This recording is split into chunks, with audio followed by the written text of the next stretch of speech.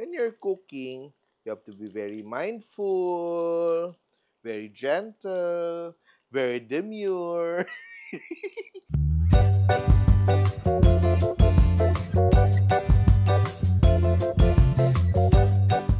If you're familiar with dulong, ito yung mga maliliit na isda. Look at that. They're all tiny fish. And it's usually made into an omelette torta, okoy, or pwede din gawing bagoong na isda. So, today we are making tortang dulong and we are also making dulong in olive oil. Something you can serve as appetizers, no? So, we will start off. Ito is very simple to do. We need 6 or 5 eggs. So, I will just crack. This is around a cup of dulong. So, around 250 to 300 grams. It's very simple to do. Add our eggs.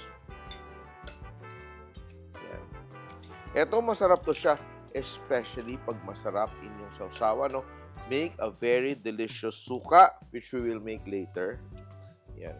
Ito, when we were growing up, ito yung ginagawa sa bahay. Sometimes, we would use dulong or minsan yung alamang, no? Fresh alamang. And we will also combine. So, I just need a fork for this. Mix it.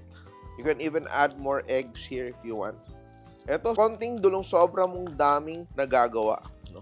And I will also add here bawang, minced onions, and a combination of cornstarch and flour, no? Into a batter. So, parang pancake lang yung ginagawa natin for this. So, everything together. Yan. And we will season with a little bit of magic, no? To give it that linamnam. Not just alat, but linamnam. And eto siya, you rinse your dulong properly kasi may alat din siya, no? So, that's why we're not adding salt anymore. Just a bit of the magic para linamnam. Black pepper. Yan. And you can begin frying this. Put that aside. We will also start to make, eto siya, medyo social to. Maganda to pang Pasko, no? You can make it ahead of time and you can serve it as appetizers, serve over crackers or toasted bread, or pwede mo din siyang gamitin toast with pasta. Eto, this is my tortang dulong, and yung second one naman is dulong in olive oil. So I'm using extra virgin olive oil. This is around 1.5 cups. So I'm just adding a bit more olive oil. Look at that, ha. That's around 2 cups of olive oil. Ito, mahina lang na apoy, ha. I will begin to heat this up. But, you know, heat up very gently. And I will add garlic. This is around 1 head of garlic. Ang garlic natin will infuse its flavor into the dulong. Add a bit of whole peppercorn, laurel leaves. Low heat. Let the olive oil, you know, absorb, diba? So, what you want to do here is you want our herbs to infuse flavor into our olive oil. And ito, I have a bit of dried basil. You can use thyme, you can use oregano. It's really up to you. And I'm also adding a bit of chilies. Ito, dried chilies. Medyo durog-durog na siya. I will just add like a few here. Siguro mga 4 pieces or 3 pieces. So, napansin nyo, very low heat lang siya. And I will just leave that there. In the meantime, dito naman ako sa kabila. Ito, I will heat up my pan because I will begin frying my dulong. Sometimes it's also called okoy. Not too much oil, ha? Ganyan lang siya, no? A layer of oil. And we will begin frying in a little while. So, ito siya. Look at our oil and our garlic is beginning to fry. Mahinang apoy, ha. Check, ha. Mahina yung apoy natin, no? We don't want to burn it, but we want to infuse all the flavors into the oil, no? And ito naman siya, ang ating dulong. What I will do to my dulong is that I will season it with a little bit of salt. Not too much.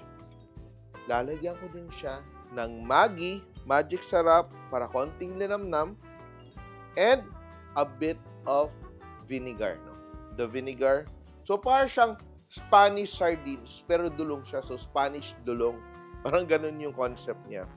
And we're just adding our vinegar. Around 2 to 3 tablespoons of our vinegar. Just mix everything together. Yan, no? So, parang maluluto ng konti yung ating dulong sa ating vinegar. Waiting for our oil. We want our garlic to be a little toasted. And also our black pepper, a little toasted.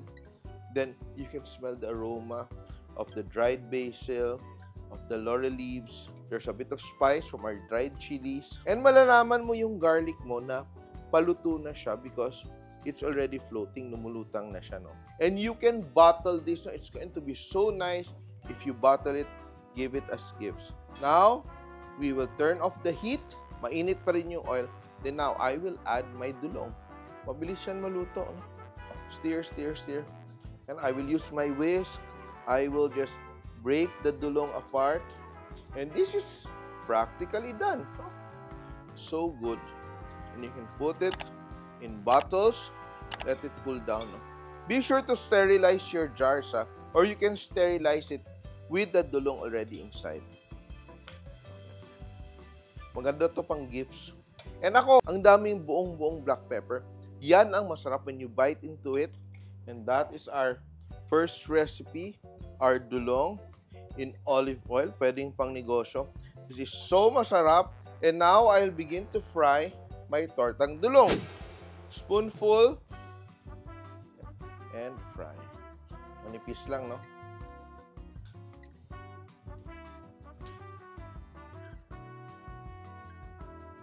Apat-apat lang per batch.